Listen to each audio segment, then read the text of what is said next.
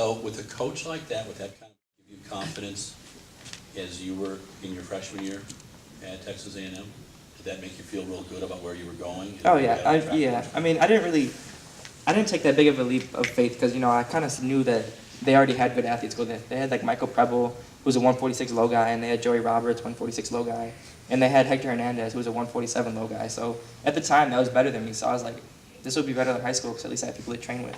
So I just knew that, I don't know, I knew I could get better because I looked at their high school times and I looked at their college times. And Preble was like a 154 guy in high school. So like when he got to College Station, Texas A&M, and he dropped that much time, I wanted to see like how much time I could drop by going there. When you went from 147.5 to 145, no, was it 9? Mm-hmm. Right. What did that feel like? Did you know you were going faster? No, I just kind of, it was just all adrenaline at that point. But I feel like I wasn't really chasing 145. I just, because we have this record board on in our indoor track. It's like all the records at the indoor track, and like you can see everybody's picture next to them. And I was like, I want to get my picture up there. And the record at the time was a 147.3 or something like that. So it was good because I was a 147.5 guy in high school. So I was like, if I can get 147.2, that's the record. I can get my picture up there. And that was kind of like my main focus. So I just sprinted out the first lap. I think I went like 51. And I felt good. And then second lap still felt good. And the fourth lap's where the adrenaline started like kind of calming down. And that's where all the lactic just hit me. And then I crossed the line and said 145, and I was just like, dang. I went from a 147 runner to a 145 runner, and that was just like a big jump for me. Because when I think of 145 runners, I think of people like Kaz Loxam at the time, or like Eric Sawinski, or people that were running like 145s. But it kind of just made me feel like I deserved to be like up there in a way. What was the first after you finished that race? Were you sick? My heart was hurting bad after that race. My heart hurt. Like I feel like I was like a racehorse, and I just like wasn't controlling, but I was just relieved, kind of, because, you know, all these workouts and stuff like that, I didn't know, it was a lot different than high school, so I didn't know if that was actually going to correlate to a fast time on the track. But once I ran that 145, like I knew, like I went to the right place, and like I knew that like this training's going good, and I knew that I'm with the right people, and like everything's just going good, so I just had to keep it. Tell us about the NCAA indoor. NCAA indoor, that was bad. So went out, that was Alabama, NCAA indoor. And I was ranked first going in, I think, by like almost half a second or something like that.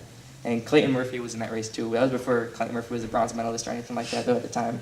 So I knew he was going to be good competition still because he made the world team the year before. But I went into practicing that week and I started having back problems. So I kind of told Coach Francique what was happening. I was like, I have back problems. He's like, dude, you're fine. Like just like stretch. I was like, you're right, I am fine. So I'd stretch and I would just kind of like loosen up my back and try to do stuff, and like it still kept hurting me. And then I never really like tested it until I stepped on the track that day. And when I knew we came through on 53, that 53 felt like a 47 because I was just pushing it so hard, trying to, I don't know, just try to keep going. But my back was just not holding up that day. I feel like after my 145, I kind of wanted to push myself more than what I needed to. You know, on days that he'd say go like 3 miles, like light jog, I could go like 5 miles, and I do it hard all on cement or something stupid like that. Like, and I just didn't really, like I still trusted the program, but I just thought that if I did extra stuff, like it'd work out still. But it didn't because I was doing extra stuff, and it eventually caught back up to me at the worst time ever too. How long did it take you to recover? It was a good part of the spring? 100%. It took me probably all the way up until SECs to recover 100% from that back. And even like at nationals, I still remember having back problems. I just learned how to adjust with it a little better. Take us through the NCAA. So that was when, NCAA. Okay, so Hector and I were the two A&M people that made nationals. So, and Hector's always been there with me, like at every single meet, SEC indoors, SEC outdoors, nationals and regionals and everything. So Hector's always been with me. So I just kind of like do what he does and copy what he does. And for some, I don't know, we always get lucky. Like we're always in the same heat at SEC, like prelims and stuff like that. But so it happened again that we got lucky and we're in the same heat of the semifinals or the prelims the day or like 2 days before 800. And he brings me through at a 51. We do the same race strategy. Hector would take me through at a 50. He'd take us through at like a 50, 51 low. Just because Hector's not scared to go out fast. And like sometimes if I take the lead, like I'll just chill. But he always says, Hector, take the first 400 and I'll take the second 400. But I remember that last 300, that's where I like that Rhodesia thing. Like you just go, like you don't really look back. And that's where I went. and I was just feeling better. Like I just felt like I was like in that 145 guy again that I was back in January. And I finished the race and it was a 145.0. And I looked back and Hector didn't make finals. So I was like, this is gonna be the first race, like a big race in like my whole collegiate career that he's not gonna be in it. So I was just kind of nervous, but I also had a 4x4 I had to warm up for too. So I did the 4x4. So that whole day I was just tired. Like my legs just felt like crap. Like I never felt so bad in my life. And I feel like, so we raced Thursday and Saturday, right? Okay, Thursday and Saturday. So that Friday I just felt terrible. Like my legs never felt so bad in my life. And so I went and saw the trainer. I got needles in me. I don't know if anybody here gets needles, but it's like a very, very painful process. Now, explain what you mean by needles. Needles is like they take like these acupuncture needles and they just stick them in you, and they claim it loosens you up, but it's just painful to me. So they just stick them in your hamstring right here, because this was all that was sore. They stuck like 10 of them in each, and they hook you up to like this electric machine, and they just kind of like shock your body, and it's supposed to loosen up your muscles, even though it might be complete crap because it hurts.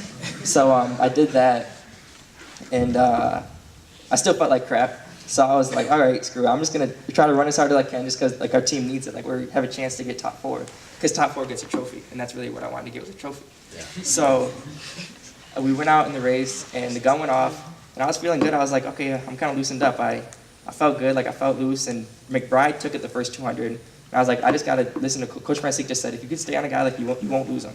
You're in good shape. He's like, I want you to go 144. Like, you're in 144 shape. He knew I was in 143 shape at the time. He just didn't want to scare me. Just because, like, when he told me that I could go 147 at indoor, I was like, you're crazy. Like, I'm not going to go 147 indoor. Yeah. So he just told me, like, 144, you're in shape. I was like, I believe that. I think I can do it. So McBride took it out the first lap. I hung with him. And then with about 300 meters to go, I could kind of tell him he was starting to, like, lose kind of, like, his stride. Because I watched McBride all the time run. Like, he recruited me. I looked at his race videos and all that. And he just didn't look like himself the last 300 meters. Or, like, I could see him starting to loosen up. But, so the last 300 meters, I knew at 300 meters left I was going to win the race. So I was like, I just got to time it perfectly. Like, I got to know when to go. So I waited for him around the back edge, and I started kind of going wide with about 150 to go. And I knew once I started going around him, he really didn't react that much. So I was like, all right, I just got to bring it home. So I just brought it home. And I was at Hayward Field, so Hayward Field's like the best place to do it at, just because like the stands and the fans and everybody there. And I just heard like everybody screaming. I heard my coach on the back end just like screaming. He's like, push, push. That's his favorite word to say. He says, push. And at the indoor track, he'll bang on the track, but he can't bang on the track outdoor. But he just like push, push. And like I saw Coach Henry there, and I was just thinking like the last 150 meters of the race, I was like, if I win this race, I get a nationals ring. So I was just like, I gotta finish this race so I can get a nationals ring. So I was just like just moving and moving, pumping my arms, and I felt good.